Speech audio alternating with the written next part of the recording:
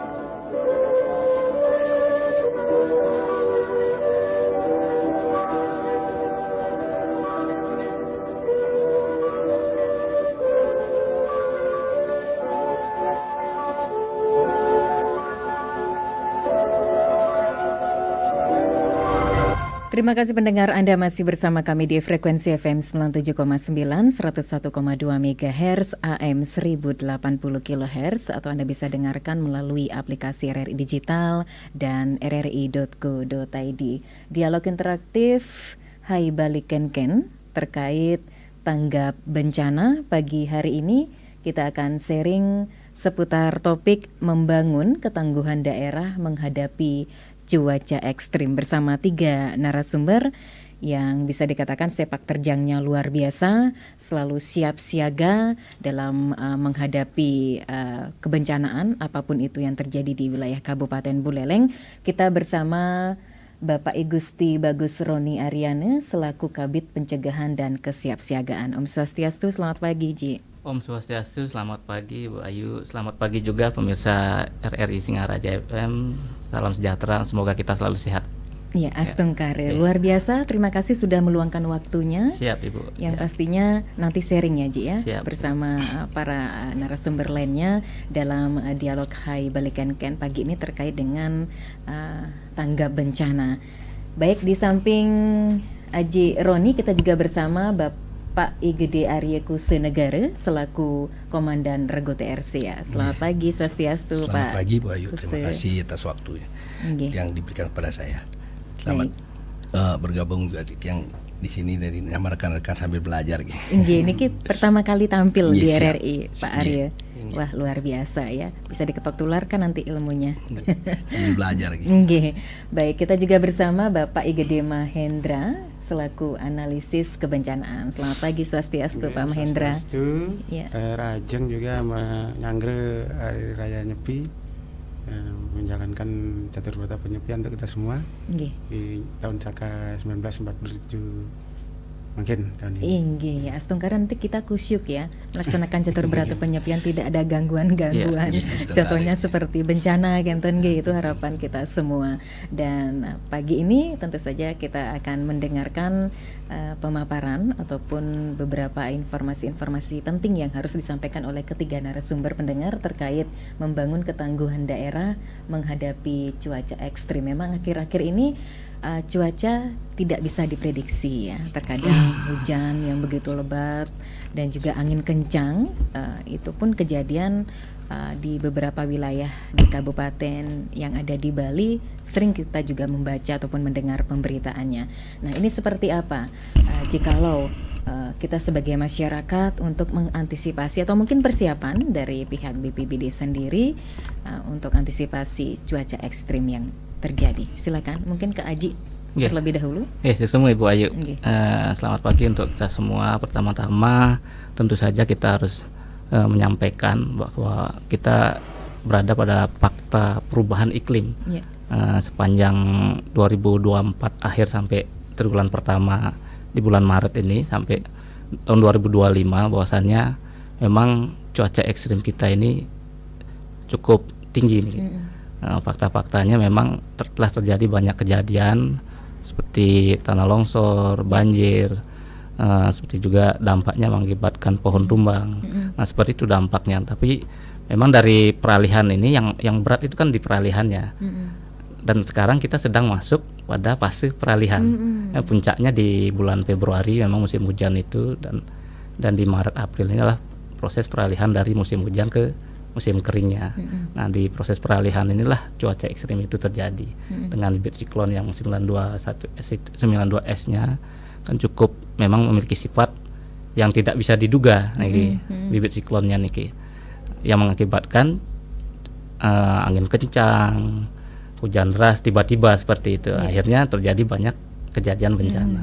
Nah upaya-upaya kita juga sudah kita lakukan dengan membangun kolaborasi di stakeholder terkait, bukan hanya di Pemda Buleleng saja, tapi kita juga membangun dengan instansi vertikal seperti itu. Kemudian juga kita selalu menyiapkan personil kita, di samping personil, peralatan juga kita siapkan untuk melakukan penanganan bencana.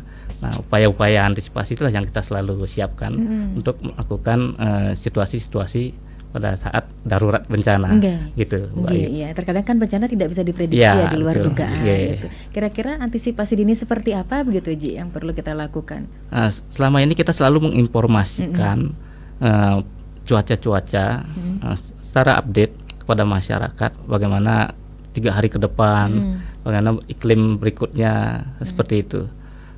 Dengan informasi yang kita sampaikan, bukan hanya kepada masyarakat, kepada instansi terkait juga. Jadi langkah-langkahnya mereka harus mempersiapkan diri untuk menghadapi cuaca ekstrim seperti ini.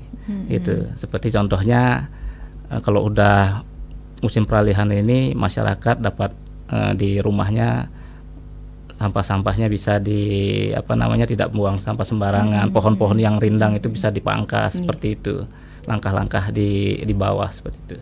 Kalau di kabupaten sendiri kita udah banyak lakukan langkah-langkah untuk upaya antisipasi, terutama dalam rangka kesiapsiagaan dan ketangguhan daerah. Itu kita udah mengupayakan, sudah membentuk dengan banyak desana. Kemudian di satuan pendidikan juga kita sudah bentuk satuan pendidikan aman bencana, meskipun tidak bisa 100% kita lakukan, tetapi kita udah upayakan itu dengan sejak dini, mulai dari bawah. Kalau dari atas dengan mekanisme aparatur itu kan masih lebih mudah ketimbang dari bawah. Dari bawah ini sejak dini, dari anak-anak di sekolah, dari masyarakat, itu yang paling sering kita tekankan gitu. Berarti setiap tahun datanya berubah-ubah Ji? Berubah terus. Mudah-mudahan kalau seperti satuan pendidikan aman bencana ini kita target kan banyak terus. Kalau bisa 100%, kalau bisa kan gitu. Tetapi kita kembali kepada tata caranya, ada mekanisme-mekanisme itu dalam rangka pembentukannya. Tidak asal bentuk saja, tapi penguatan-penguatan itu yang penting sekali. Gitu. Sama dengan desa tangguh bencana juga seperti itu. Penguatan untuk apa? Banyak tetapi tidak efektif. Tapi dengan ketangguhan, jadi masyarakat bisa paham bagaimana melakukan upaya-upaya antisipasi, melakukan upaya pencegahan sejak dini. Seperti itu Bu Ayu. Oke, ya karena memang kemarin cuaca bisa dikatakan membuat masyarakat tuh punya rasa ketakutan untuk keluar rumah. Jadi kalau tidak ada keperluan yang mendesak diharapkan tetap di rumah. Berhubung juga anginnya tidak bisa kita duga tiba-tiba. Itu terkadang terjadi siang, sore ataupun malam gitu ya Ji ya. Contohnya begini, di kota kan panas kadang, tetapi di atas sudah hujan lebat, angin kencang. Di timur juga seperti itu, di barat seperti itu. Seperti itu memang sifat daripada iklim siklon ini seperti itu. Dia tidak bisa diduga dia. Karena proses peralihan ini itulah yang paling banyak menyebabkan timbul atau kejadian bencana itu muncul. Seperti itu. Oke, kejadian bencana yang sudah terjadi di Buleleng di 3 bulan terakhir ini bagaimana Ji evaluasinya? Hampir rata di triwulan pertama ini untuk kejadian bencana seperti tanah longsor, banjir, apalagi angin kencang, dan mengakibatkan banyak juga rumah-rumah yang terdampak seperti kena pohon tumbang itu. Bahkan mohon maaf juga yang sampaikan, bahkan ada yang meninggal, 1 orang pada bulan Maret ini ya, tepatnya di lokasi di Mundo. Kebetulan dia mengendarai sepeda motor karena cuaca ekstrim kena pohon tumbang dia, gitu. seperti itu. Belum lagi kalau bicara secara keseluruhan lagi, memang Indonesia ini pada saat peralihan ini banyak sekali terjadi bencana, apalagi di Bali Selatan. Seperti itu. Buleleng alhamdulillah astukare niki untuk Buleleng lebih sedikit daripada kabupaten lain. Mudah-mudahan tidak terjadi bencana lanjutan seperti itu. Karena memang puncaknya sekali ada di Maret April ini. April mudah-mudahan tidak seperti itu. Okay. Kalau di Buleleng sendiri rawan bencana apa kira-kira kalau sudah memasuki musim siklon seperti itu, Ji? Yang jelas itu sudah kita petakan melalui kajian resiko bencana kita. Pada saat peralihan cuaca ekstrim seperti ini, kita pasti banjir, tanah longsor yang mengakibatkan banyak pohon tumbang. Belum sampah-sampah yang ada di selokan. Tetapi ini kan sudah kita lakukan kolaborasi dengan instansi terkait untuk membersihkan sampah yang di sungai, di selokan-selokan, bahkan di jalan nasional kita sudah lakukan pemangkasan dengan instansi vertikal. Kita banyak dibantu, disupport dari instansi-instansi lainnya begitu. Kalau BPBD saja tidak mungkin bisa melakukan itu sendiri. Karena memang bukan kewenangan kami juga di BPBD, khususnya pada jalan-jalan nasional itu pohon-pohon perindang itu bukan aset kami. Perlu yang sampaikan kepada pemirsa bahwasanya itu milik Balai Jalan Nasional kalau di jalan nasional. Jadi pada saat kami melakukan pemangkasan, pemotongan, itu kami koordinasi dulu dengan Balai Jalan.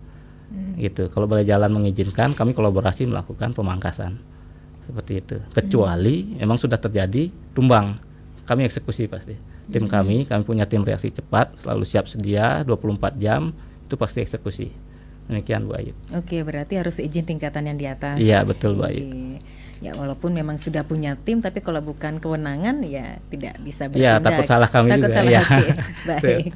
Ya, terima kasih Haji atas pemaparannya. Saya ke Pak Mahendra ya, selaku analisis kebencanaan. Nah, ini selaku analisis kebencanaan, apakah ketika pasca ataupun sedang terjadi bencana atau seperti apa nih tugas porsinya dari Pak Mahendra? Ampun ini yang jelaskan dulu, diluruskan dulu bahwa tugas tiang sebagai analis kebencanaan ahli muda ini secara ruang lingkupnya ada 3. Perlu kami jelaskan, yaitu pertama melakukan kajian atau analisis kebencanaan, itu pasti. Yang kedua sosialisasi dan edukasi, dan yang ketiga adalah penanggulangan bencana itu sendiri. Itu sudah 3 lingkup tugas berdasarkan Permenpan RB terkait dengan jabatan yang tiang anut. Nah, terkait dengan tugas-tugas tersebut yang jalankan iki tentu saja berkolaborasi dengan teman-teman yang lain seperti dari Haji Roni tadi di bidang PK, kemudian Pak Arya Kursi Negara di TRC. Pasti kami jalankan itu. Kami membackup proses kaji cepat pada saat ada kejadian bencana. Kami backup juga bantuan-bantuan darurat yang bisa diberikan, penanganan darurat yang bisa diberikan.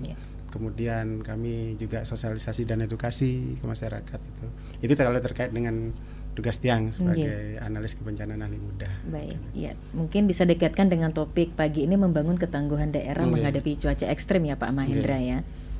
Sebelumnya Bu, kita bicara secara pemahaman dulu ya.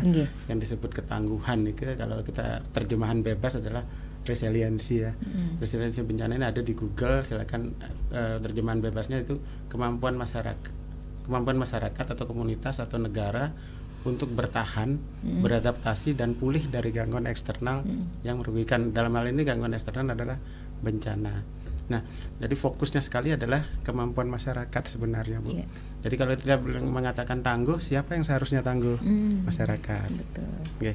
Kami di BPBD ini bukan sebatas ya. Fungsi kami lebih utama adalah memberikan pelayanan kebencanaan, menguatkan juga masyarakat dalam melakukan penanggulangan bencana dari pra bencana Bu. Itu fokus kami. Jadi siapa yang harus ditangguhkan? Masyarakatnya. Seperti bagaimana cara menangguhkan masyarakat? Banyak sosialisasi edukasi, kemudian kita memberikan semacam pemahaman pada masyarakat. Ini loh ancaman-ancaman yang ada di daerah Anda. Dalam forum itu kita jelaskan semua sampai dengan kita simulasikan seandainya terjadi itu. Dalam rangka apa? Ada penguatan di bidang kesiapsiagaan nantinya. masyarakat siap untuk menjadi garda terdepan. Nah itu intinya sekali. Ini sesuai dengan arahan dari BNPB juga, Profesor Samsul Ma'arif, guru besar kami ya, kepala BNPB yang pertama, tingkatkan pemberdayaan masyarakat di situ. Jadi sekali lagi kemampuan masyarakat ini yang harus diutamakan untuk ditingkatkan. Oke, berarti masyarakat merupakan garda terdepan. Jadi apapun yang terjadi, jikalau ada bencana tidak hanya mengandalkan pihak terkait begitu ya. Mari kita sama-sama contohnya antisipasi supaya tidak banjir. Haji Roni sampaikan, jangan buang sampah sembarangan, itu contoh kecil begitu ya. Oke, saya ke Pak Arya Kuse, ini selaku Komandan Regu TRC. Wah, ini selaku Komandan Regu TRC, luar biasa sebenarnya ini tugas dan tanggung jawabnya. Niki yang jelaskan. Suatu niki pemirsa sareng sami, niki kebetulan yang ditugaskan sebagai Komandan Regu, Komandan Regu tapi khususnya di Regu 2 gitu. Kami di BPBD ada 3 regu, ada regu 1, ada komandannya masing-masing mempunyai anggota 6, yang anggotanya 6 juga semua, dan jumlah kami 20 orang. Dan dari segi ininya memang agak kurang, tapi untuk SOP dalam pelaksanaan tugas, setiap ada kejadian maupun bencana pohon tumbang, yang ambil contoh ya, selalu kami sedikit ada kendalanya pun iki. Satu, lokasi jarak jauhnya, seperti kami kan di Buleleng, kejadiannya di Groga maupun Sumur Kimul kan kendala tempatnya ya. Tapi dalam penanganan paling lama sekali sampai 30 menit sudah selesai. Kadang-kadang kan dilihat dari masyarakat, kenapa kok BPBD-nya lamban sekali? Ini karena tempat jaraknya. Lokasi jarak. Tapi setiap penanganannya paling lama sekali karena kami masing-masing anggotanya sudah punya SOP-nya, dia langsung kerjakan, enggak pagi gini koordinasi lagi. Sedangkan kami juga berterima kasih dari masyarakat, juga ada kolaborasi dengan Babin Kamtimas, kadang-kadang dari desa ikut juga membantu kan, untuk kelancaran, terutama kan akses jalannya kami laksanakan pembersihannya kan. Oke, berarti itu kendala-kendala yang ditemui di lapangan ya Pak ya. Siap. Akses jarak ya. Iya, jarak. Kalau dirasa jauh itu memang agak lambat untuk nyampe ke sana gitu ya. Apakah untuk koordinasinya, mungkin komunikasinya seperti apa dengan pihak-pihak desa terkait? Jangan sampai nunggu BPBD dulu lah ketika ada hal-hal yang harus segera diatasi begitu. Itu seperti apa koordinasinya Bapak? Niki, untuk koordinasinya kadang-kadang kami dari TRC itu selalu melaksanakan kolaborasi tetap di masing-masing desa. Seperti Ajik bilang ada tangguh destananya Tapi setiap kejadian kami menerima laporan dari Pusdalop, juga masalah dokumentasi seperti video, foto nih untuk memastikan untuk keberangkatan kami. Kadang-kadang kan takutnya ada seperti kemarin ada berita hoax yang sudah kami laksanakan tanggal 24 Oktober itu lagi di-share di FB. Tolong bantuin, padahal itu kadang-kadang agak gini. Tapi dari Pusdalop sudah menjelaskan dan memberikan jawaban lagi kita. Makanya kebanyakan kita berjalan sesuai dengan SOP-nya. Kalau sudah perintah dari ininya jelas, baru kami berangkat gitu. Oke. Ya ini memang peran serta masyarakat kesemuanya gitu ya, butuh kerjasama, jangan hanya mengandalkan pihak BPBD begitu ya. Jikalau sudah terjadi sesuatu, pemerintah yang disalahkan, pihak terkait yang disalahkan, Kenten. Oke. Iya betul sekali Bu Ayu. Kalau bisa diizin menambahkan, silakan Ji. Memang setiap kejadian bencana pelaporan itu kan ke kami. Jadi di BPBD itu ada unit tersendiri yang namanya Pusdalop dan TRC. Jadi Pusdalop itu menerima laporan kejadian dari pihak terkait, contohnya di desa.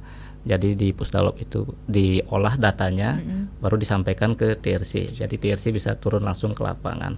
Nah meskipun tadi disampaikan ada kendala juga terkait dengan jarak, tapi kami sudah lakukan koordinasi dan langkah-langkah antisipasi terkait hal tersebut. Contohnya begini. Pada saat tim TRC berada di lapangan di daerah timur, ini kejadian kemarin di Tejukule, lalu ada kejadian laporan di barat nih, di jalur Segaro Rupa. Nah, kami lakukan koordinasi ke pihak Taman Nasional Bali Barat, karena di sana juga ada tim penanggulangan bencananya. Nah, dengan koordinasi ke sana, jadi pihak Taman Nasional melakukan upaya langkah penanggulangan di sana. Jadi dengan jarak yang cukup jauh ini kami dibantu sama mereka, dengan masyarakat juga di sana membantu. Jadi pemedak pada saat itu lancar jadinya jalannya. Lumayan besar itu pohon yang tumbang saat itu. Belum lagi tempat-tempat lainnya, kami lakukan koordinasi komunikasi di sana untuk melakukan langkah-langkah dini seperti itu. Misalnya kalau pohonnya kecil, jadi bisa diupayakan di sana seperti itu, dengan melakukan kami di pencegahan melakukan upaya sosialisasi, edukasi, mitigasi dan simulasi yang sering kami lakukan seperti itu, Bu Ayu. Oke, ya, namanya cuaca ekstrim kan udah keterbatasan anggota nih. Ya, Jika kalau ada kejadian, ada yang di barat, ada yang di timur, itu seperti apa itu penanganannya? Kan bikin bingung juga nih para tim TRC-nya gitu ya. Ya, kami memiliki prioritas-prioritas tersendiri terkait dengan upaya penanggulangan seperti itu. Contohnya di jalur upaya-upaya di areal publik seperti itu pasti kami prioritaskan. Banyak juga laporan, misalnya di Tegalan pohonnya tumbang atau longsor, itu kan kebetulan datanya tidak ada korban, kami tangguhkan dulu, bukan menjadi prioritas utama kami. Gitu. Seperti itu. Jadi prioritas utama kami tentu yang ada terdampak ya. Misalnya rumahnya kena, ada korban apalagi, itu pasti kami prioritaskan sendiri. Apalagi fasilitas publik. Seperti itu, Mbak. Oke, berarti ada prioritas-prioritas ya, utamanya, Ci ya. Oke, baik ya. Baik pendengar, luar biasa perbincangan pagi ini terkait membangun ketangguhan daerah menghadapi cuaca ekstrim. Benar yang dikatakan oleh ketiga narasumber, yang tangguh itu siapa? Dari diri kita sendiri ya, selaku masyarakat untuk menghadapi cuaca yang bisa dikatakan ekstrim, itu bisa merugikan selain diri sendiri juga ke orang lain begitu ya. Ini juga bagaimana antisipasinya sudah disampaikan oleh ketiga narasumber, dan seperti biasa atensi Anda pendengar kami nantikan di 24644 atau bisa ke WA call per 1 di 081139999790. Tentu saja dalam dialog interaktif Hai Balikan Ken Tanggap Bencana yang juga disiarkan di frekuensi FM 97,9 101,2 MHz AM 1080 kHz, atau Anda bisa dengarkan melalui aplikasi RRI Digital dan rri.co.id serta pemirsa YouTube di RRI Singaraja Official. Mohon izin kepada ketiga narasumber sembari menantikan atensi pendengar baik itu di 24644 atau WA call per 1 dan pemirsa YouTube RRI Singaraja Official, kita jeda sejenak. Informasi dan inspirasi bersatu.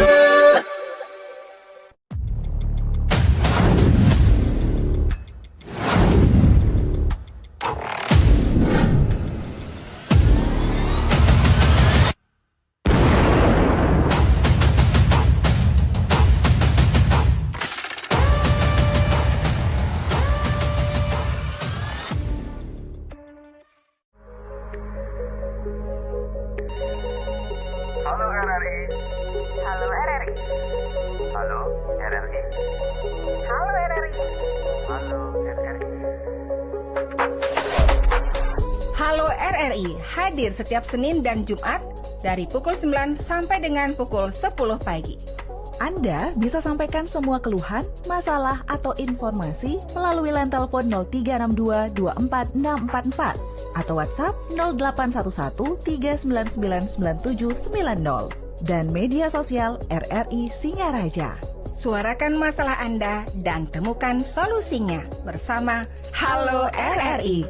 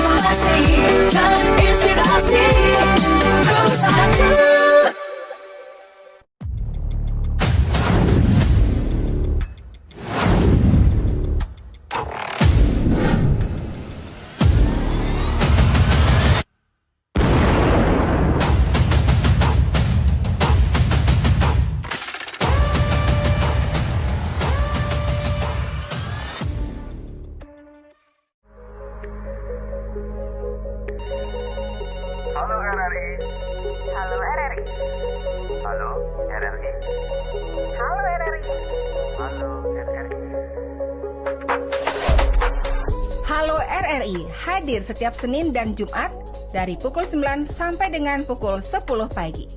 Anda bisa sampaikan semua keluhan, masalah, atau informasi melalui line telepon 0362 24644 atau WhatsApp 0811 399. Pro 1 RRI Singaraja, siaran kanal informasi dan inspirasi. Kita masih dalam dialog interaktif Hai Balikan Ken Tanggap Bencana seputar topik membangun ketangguhan daerah menghadapi cuaca ekstrim ya.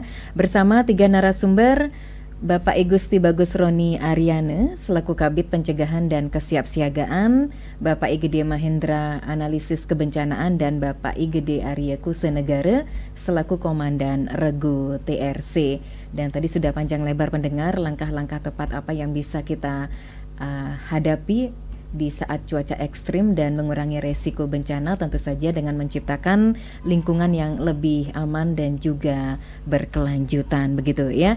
Dan sudah ada WA dari Pak Wayan mempertanyakan terkait jika terjadi cuaca ekstrim, apakah tidak ada pengecekan terkait dengan pohon-pohon perindang yang mengganggu arus lalu lintas. Baik, dijawab dulu Pak Aji mungkin yang menjawab. Ya. Oke, silakan Ji.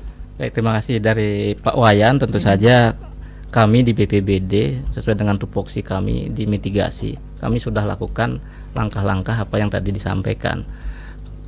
Sebelum terjadinya bencana, itu kami sudah melakukan pengecekan bukan hanya pada pohonnya saja.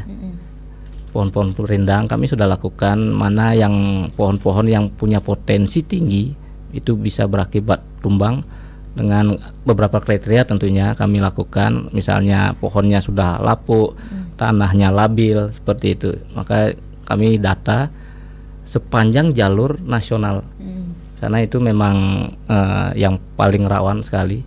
Kemudian kami bukan hanya pohon tumbang, daerah-daerah yang punya potensi genangan air bisa berakibat banjir itu juga kami sudah lakukan. Tinggal nanti pada saat setelah memasuki musim-musim peralihan seperti ini, musim hujan, apalagi nanti musim kering, itu sudah kami lakukan koordinasi, kami rapatkan stakeholder terkait untuk melakukan langkah-langkah upaya dini untuk melakukan misalnya pemangkasan seperti itu, atau lakukan kebersihan di wilayah jalur sungai. Itu sudah kami lakukan. Dan memang kami sudah berkolaborasi terkait hal tersebut. Memang kalau seperti di jalan raya, jalan nasional khususnya, tidak bisa kami lakukan sepenuhnya full dari timur sampai barat. Kami tentu saja kami memerlukan izin koordinasi terkait dengan si pemilik aset tersebut, dalam hal ini Balai Jalan Nasional. Tetapi dalam pelaksanaannya kami sudah lakukan seperti kemarin di Temukus, itu pohon-pohon perindang yang punya potensi tinggi sekali yang bisa berakibat tumbangnya, kami sudah lakukan pemangkasan bahkan pemotongan. Tinggal dilanjutkan daerah-daerah lainnya. Kami sudah lakukan itu dari timur ke barat, sudah lakukan untuk upaya pemangkasan seperti itu. Oke, berarti sudah betul dilakukan hal-hal yang seperti ditanyakan oleh Pak Wayan gitu ya. Baik, pendengar lain selain Pak Wayan mungkin ada yang ingin beratensi. Tadi sepertinya Pak Sutaya yang ada di Tejakula berusaha untuk masuk ke WA call per 1. Silakan, kita masih menunggu atensi pendengar.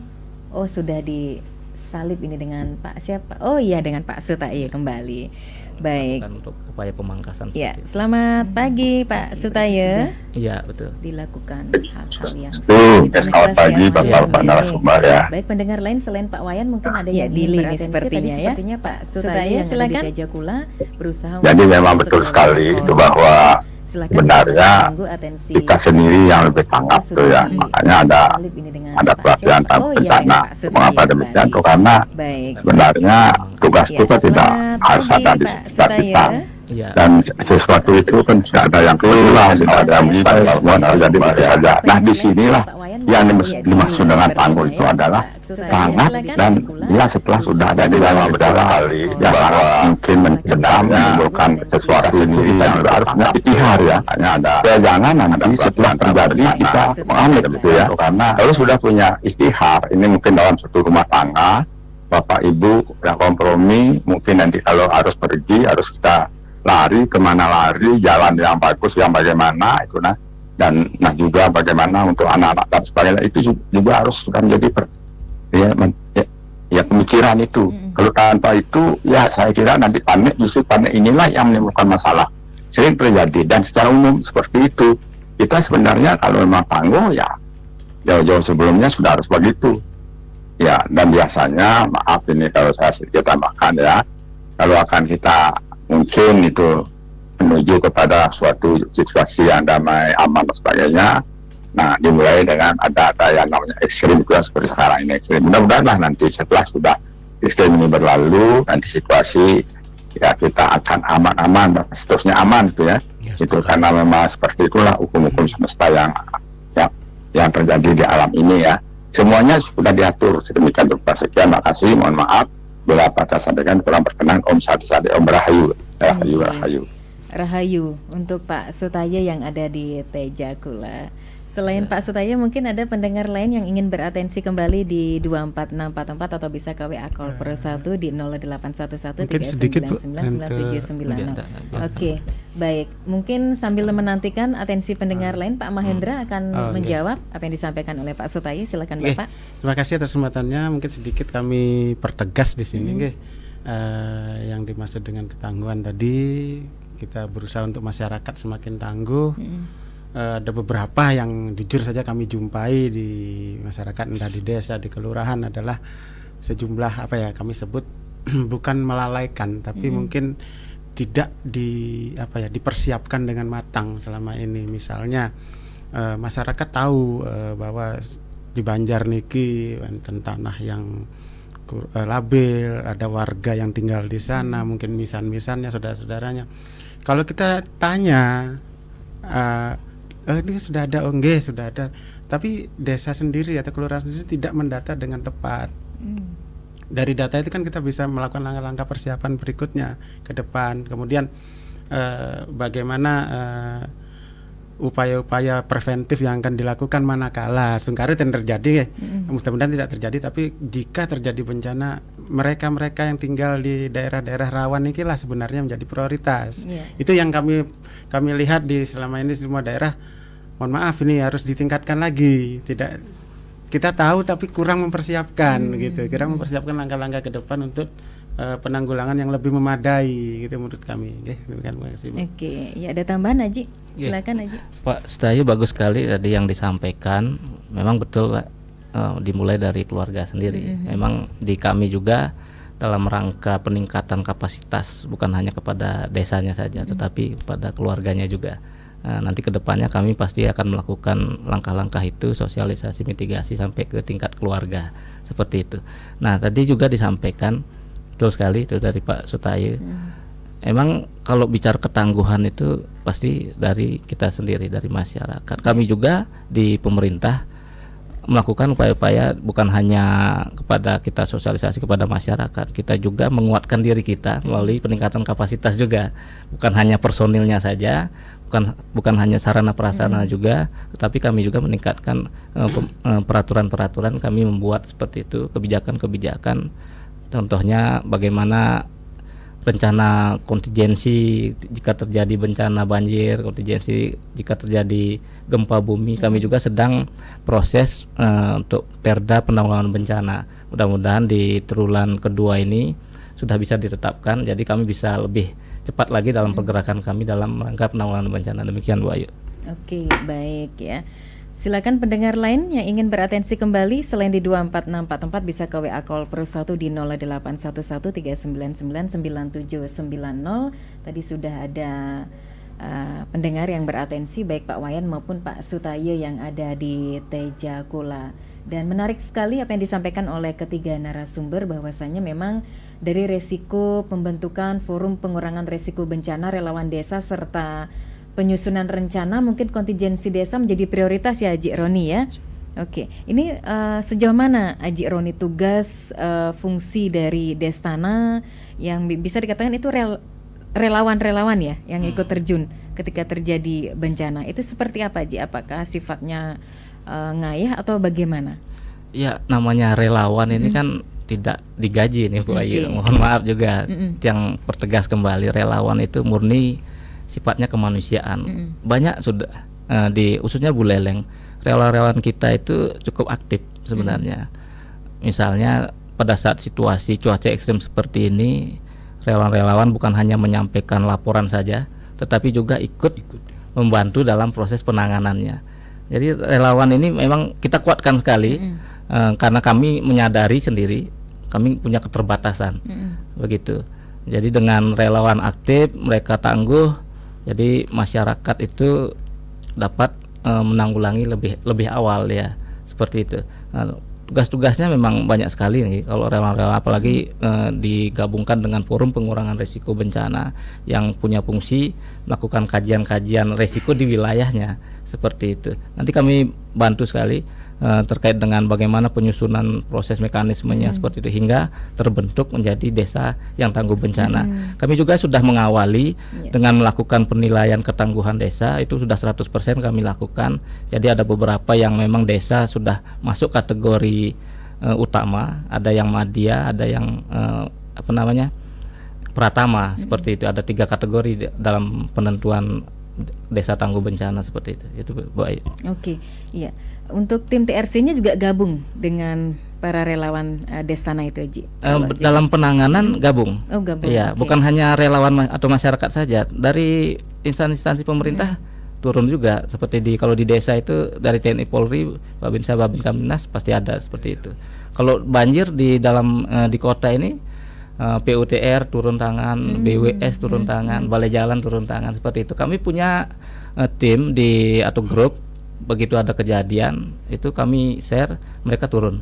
Seperti contoh pohon yang menimpa kabel misalnya, juga kami ada grup tersendiri dengan PLN. Jadi PLN juga terlibat. Kami tidak bisa melakukan penanggulangan kalau menimpa kabel, pasti PLN-nya dulu, seperti itu. Ini teknisnya lapangannya dari Pak Ari Kusi lebih tahu persis itu, bagaimana penanggulangannya. Seperti itu Bu Ayu. Oke, ya. Monggo disambut. Mohon izin Niki untuk menjawab masalah teknisnya. Kami menerima laporan dari Pusdalop terutama untuk kebencanaannya nih kalau memang betul-betul menimpa rumah maupun kabel nih dan ini dapat laporannya dari Pusdalop, dan Pusdalop langsung menginformasikan ke PLN untuk menutup mematikan aliran listriknya gitu. Sebelum kita melaksanakan penanganan. Itu pertama, juga dengan TNI Polri juga berkolaborasi, di samping itu dibantu dengan masyarakat sekitar ya. Makanya untuk kegiatan itu kami sangat terbantu sekali ya. Oke, baik. Berarti sudah bisa diidentifikasi ya, Ji, daerah-daerah yang rawan bencana gitu ya, untuk di Buleleng. Yang paling dominan itu bencana apa ya, Ji, yang terjadi? Oke, Pak, analisis Pak Mahendra. Kalau selama maaf, langsung saja jawab, agak antusias sekali saya. Enggak apa-apa, Bapak. Kalau yang dominan menurut pertanyaan Ibu ya, kita tidak bisa mengeneralisasikan keseluruhan, Bu. Gitu. Karena tiap desa punya keragaman yang berbeda-beda. Ada misalnya desa yang adanya di perbukitan ya jelas longsor, jelas mungkin ada banjir bandang kalau dia dekat dengan wilayah-wilayah sungai. Kemudian juga misalnya di perkotaan Singaraja sendiri jelas banjir genangan ataupun gerusan-gerusan akibat tersumbatnya sampah, seperti kemarin 1 minggu yang lalu ya di daerah Bantang Benua ya, sampai menggerus ada salon kalau nggak salah di sekitar itu karena ada sumbatan di gorong-gorong yang melintang jalan. Jadi trotoar ya. Kita tidak sembarang bisa mengeneralisasi apa yang dominan.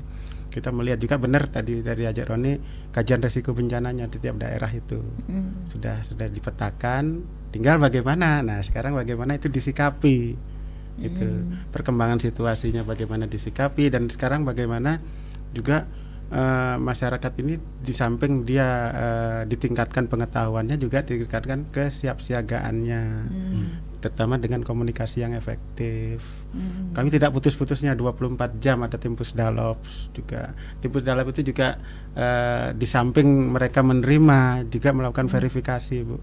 Melakukan verifikasi supaya supaya data ini betul-betul clear, betul-betul aktual, akurat gitu maksudnya.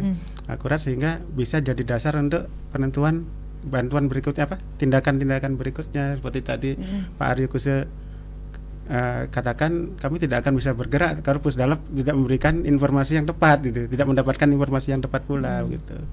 Nah, ini juga mohon izin yang tambahkan. Gitu. Silakan. Kadang-kadang kami tidak melaksanakan tugas ke sebatas tugas Banten. Kami juga langsung menyalurkan logistik, bantuan untuk meringankan daripada si korban dalam artian supaya pohon itu menimpa rumah. Sedikitnya kami ada bantuan dari BPBD secara stimulan yang bisa sedikit membantu dari masyarakat seperti bantuan kebersihan, terpal dan lain-lain, sandang pangan papan, sandang pangannya juga ada.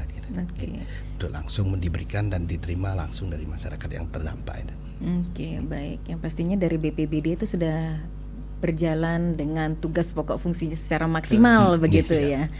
Baik, kita masih menantikan atensi Anda pendengar di 24644 atau pemirsa YouTube RRI Singaraja Official dan di WA Call Pro 1 di 081139999790 dalam dialog interaktif Hai Balikankan Tangga Bencana seputar topik membangun ketangguhan daerah menghadapi cuaca ekstrim. Sudah ada WA kembali dari Ibu Putri yang ada di satelit. Baik, untuk para destana itu apakah ditempatkan di masing-masing desa itu langsung terjun jikalau ada bencana? Lalu bagaimana dengan kebencanaan lainnya? Apakah tidak, istilahnya tidak pilih-pilih mungkin ya, semua bencana itu bisa turun langsung para relawan destana itu sendiri atau seperti apa, Haji Roni? Ya, namanya juga Destana Desa Tangguh Bencana. Jadi desa secara mandiri memiliki ketangguhan dalam melakukan upaya antisipasi dari pra sampai pasca bencana. Seperti itu pengertian Destana itu. Terkait dengan apa yang tadi disampaikan Ibu Putri di satelit, apakah masing-masing Destana itu ada di desa? Memang ada di desa semuanya. Tetapi belum semua di Kabupaten Buleleng ini memiliki Destana secara resmi. Kita baru memiliki 11 Destana, mohon maaf Ibu, aktif. Tetapi kita upayakan pembentukan berikutnya, karena untuk mendapatkan menjadi Destana itu ada parameter-parameter atau yang harus diisi untuk melakukan sehingga dia menjadi desa tangguh bencana. Tidak langsung disebut begitu kita berikan sosialisasi, edukasi, dia langsung bisa menjadi Destana. Ada kegiatan-kegiatan juga yang harus mereka lakukan seperti itu. Contohnya mengisi kajian resiko yang ada di wilayahnya, bagaimana dia melakukan penanggulangan langkah-langkah dini, bagaimana dia membangun jalur-jalur evakuasi misalnya gempa bumi kemana, seperti itu yang harus diisi sebenarnya dalam penilaian ketangguhan desa. Kemudian yang perlu yang sampaikan di sini dalam rangka meningkatkan ketangguhan di daerah sebenarnya, bukan hanya di tingkat desa. Kami lakukan juga upaya untuk program-program kebencanaan itu masuk dalam rencana jangka menengah di daerah, RPJM daerah. Nah, kebetulan dengan pemerintahan yang baru ini, Pak Bupati baru dan wakil, itu kegiatan-kegiatan BPBD sudah masuk dalam RPJM di daerah. Seperti itu. Kalau dulu memang belum ada sama sekali. Jadi dengan masuknya kajian-kajian kami atau resiko-resiko yang ada di wilayah, di daerah, di masing-masing desa, kecamatan, itu di RPJM dapat kami kami bergerak nanti lebih optimal lagi seperti itu. Kalau dulu belum ada seperti itu. Apalagi dengan terbentuknya Perda penanggulangan bencana, kami pasti lebih kuat lagi dalam melakukan penanggulangan bencana seperti itu, Bu Ayu. Oke, baik. Ini kan sudah berbicara masalah bencana, antisipasi, dan mungkin sejauh ini kendala ada nggak jikalau melaksanakan tugas begitu? Selain dari tim TRC sendiri, mungkin ada miskomunikasi yang tiba-tiba menerima pesan gitu kan, yang harus ditindaklanjuti mendadak gitu. Ada versinya mendadak. Ya, kalau kendala karena kebencanaan itu pasti. Kadang kan data itu dilaporkan tidak valid ya. Dibilang ada kejadian pohon tumbang di mana, itu nggak lengkap datanya. Padahal dalam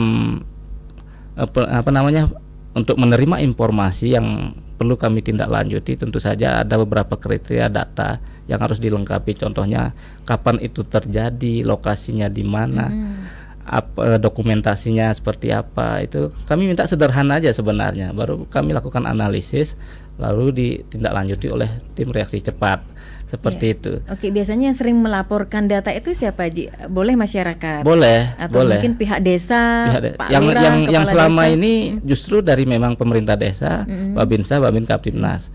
Kalau masyarakat kadang kalau yang tahu nomor telepon kami itu langsung melaporkan. Kami bebas, siapapun bisa melaporkan kejadian bencana yang ada di wilayahnya. Bahkan yang jalur-jalur di jalan raya, kadang kan masyarakat yang lewat bukan dari warga masyarakat di sana itu melaporkan kami. Dengan adanya data atau dokumentasi, kami pasti turun. Oh betul, ini wilayah di sini. Kami kan tahu persis itu wilayah-wilayah yang potensi-potensi terjadinya bencana seperti itu.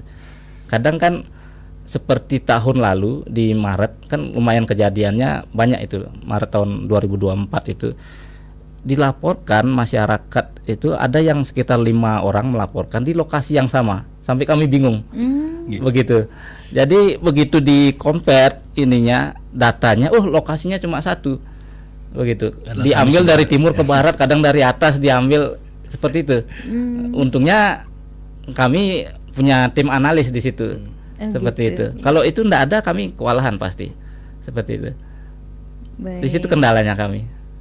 Gitu. Mudah-mudahan ke depan ya dengan peningkatan kapasitas yang sering kami lakukan ke personil kami, pasti itu menjadi lebih baik lagi dalam melakukan pelayanan kepada masyarakat. Demikian, Bu. Oke, baik. Ini karena keterbatasan waktu juga gitu ya, tanpa terasa ya hampir mendekati pukul 10 waktu Indonesia Tengah. Mungkin ada penekanan penting gitu ya, Ji ya. Pak Kusum maupun Pak Mahendra, atau mungkin ada pesan penting, harapan, himbauan kepada masyarakat terkait dengan bagaimana kita antisipasi ataupun mencegah jikalau terdampak bencana alam begitu. Betul sekali. Yang pertama tentu saja pada masyarakat, dan bukan hanya kepada masyarakat, kita semua dalam situasi menghadapi cuaca ekstrim seperti ini selalu akses informasi-informasi yang valid, contohnya instansi pemerintah dalam hal ini misalnya BMKG, info-info cuaca, info iklim, info seputar cuaca ekstrim seperti itu. Instansi pemerintah Kabupaten Buleleng juga menyediakan melalui kanal BPBD kami seperti itu. Dan yang harus dilakukan masyarakat adalah pada saat menghadapi situasi cuaca ekstrim ini jangan keluar kalau tidak penting sekali. Kalau sudah hujan deras, angin kencang, itu lebih baik diam di rumah seperti itu. Kemudian jangan sekali-sekali buang sampah sembarangan, itu yang sering kami lakukan. Kemudian pangkas pohon yang di rumah yang memiliki kewenangannya tersendiri, kewenangannya mereka sendiri, biasanya kan di rumah tangga, pohon-pohon yang besar itu pangkas sebelum tumbang dan menimpa rumah mereka sendiri, hingga mereka jadi rugi, ada korban. Mudah-mudahan tidak seperti itu. Dan yang terakhir tentu saja yang sampaikan kepada masyarakat di luar topik cuaca ekstrim, selamat Hari Raya Idul Fitri dan selamat Hari Raya Nyepi. Demikian Bu Ayu, terima kasih. Ya, Pak Mahendra, silakan Bapak. Oke, terima kasih. Kalau kami penekanannya adalah di masalah koordinasi, Bu. Di samping kapasitas penanggulangan bencana, koordinasi ini penting.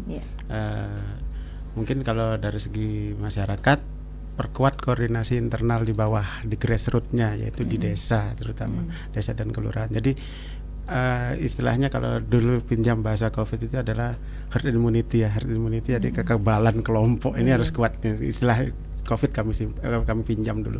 Jadi perkuat koordinasi dengan aparat desa misalnya yang kuat. Jadi nanti jika mudah-mudahan jika terjadi kejadian bencana, pihak pertama yang dilapori, pihak pertama yang harus dihubungi itu adalah desa.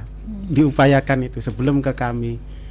Jadi lebih baik lagi jika desa atau kelurahan bisa melakukan langkah-langkah awal untuk mengantisipasi, tanpa harus mengandalkan kami lagi, tanpa harus tunggu BPBD-nya datanglah baru kita bisa tangani. Jadi di situ kelihatan sekali bagaimana ketangguhan masyarakat, bagaimana koordinasi yang tepat dengan masyarakat. Demikian dari kami, terima kasih.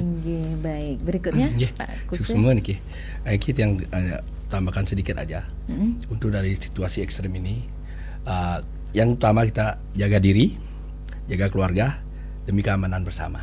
Kalau memang tidak perlu sekali untuk kita keluar karena situasi begini, lebih baik ya di rumah saja kan. Semua selamat Hari Raya kan Nyepi dan selamat Hari Raya Idul Fitri yang bagi yang merayakannya. Baik, wah luar biasa penyampaian pemaparan ketiga narasumber yang pastinya terima kasih kepada Bapak Igusti Bagus Roni Aryana selaku Kabid Pencegahan dan Kesiapsiagaan, Bapak EGD Mahendra Analisis Kebencanaan, dan juga Bapak EGD Arya Kusenegara Komandan Regu TRC atas waktu dan kesempatannya hadir ke studio Pro 1 sudah berbincang bersama RRI dalam dialog interaktif Faibalik Ken Tanggap Bencana seputar topik membangun ketangguhan daerah menghadapi cuaca ekstrim. Tidak lupa kami juga mengucapkan kepada ketiga narasumber untuk menyambut datangnya Hari Raya Nyepi Tahun Baru Saka 1947. Semoga Ide Sang Yang Dewasa selalu melindungi kita semua. Selamat beraktivitas kembali kepada ketiga narasumber dan salam sehat selalu. Oke, terima kasih Bu Ayu. Terima kasih pemirsa RRI Singaraja FM. Baik, ya pendengar tetap bersama kami di Pro 1 RRI Singaraja, siaran kanal informasi dan inspirasi.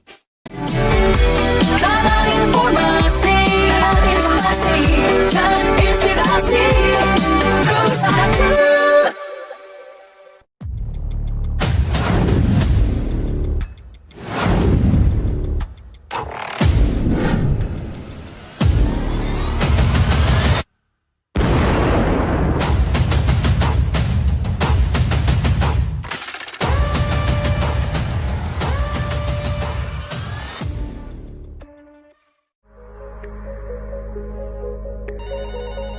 Halo RRI.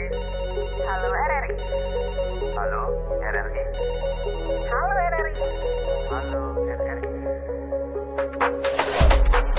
Halo RRI hadir setiap Senin dan Jumat dari pukul 9 sampai dengan pukul 10 pagi.